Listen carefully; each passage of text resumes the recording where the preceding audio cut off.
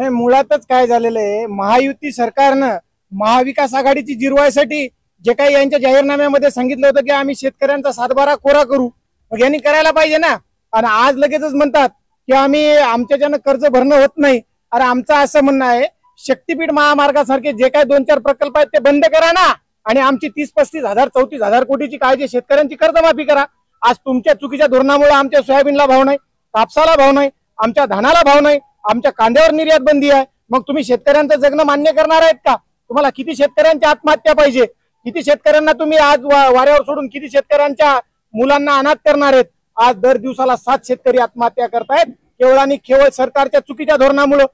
किती खासदारांनी आत्महत्या केल्या म्हणून तुम्ही त्यांची 24% पगार वाढ केली. आज 1 लाखाला 24,000 रुपये त्या खासदारांचे तुम्ही वाढवले. आज तुम्हाला मागताय कोण? त्या लोक पैसे मागत नाहीत, ते लोक दरवाढ मागत नाहीत आणि तुम्ही त्यांची दरवाढ करता. आम्ही शेतकऱ्यांनी कर्जमाफी मागितलीच नव्हती, ते तुम्ही कर्जमाफीची घोषणा केली होती. महाराष्ट्राचे मुख्यमंत्री देवेंद्र फडणवीस यांनी एका भाषणामध्ये सांगितलं होतं की आम्ही शेतकऱ्यांचा सातबारा कोरा करू. मग तुम्ही दिलेल्या शब्दांना पाठ फिरवता का? तुम्ही दिलेला शब्द पाळत नाहीत का?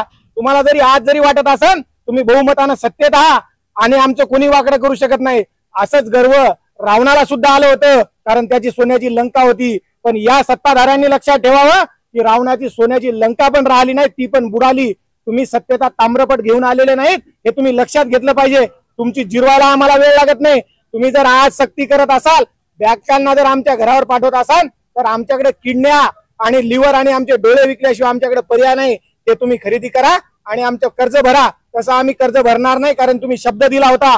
तात्काळ तुम्ही जे काही तुमच्या जाहीरनाम्यामध्ये सांगितलं होतं की 90 दिवसात आम्ही जे काही आमचा जाहीरनामा पूर्ण करू. तुम्हाला नैतिकता असेल आणि नैतिकतेच्या भरोश्यावर तुम्हाला जर जनाची नाही मनाची जर वाटत असेल तर तुम्ही शब्द पाळला पाहिजे. आणि या भागातल्या शेतकऱ्यांना, महाराष्ट्रातल्या शेतकऱ्यांना तुम्ही कर्जमाफी दिली पाहिजे.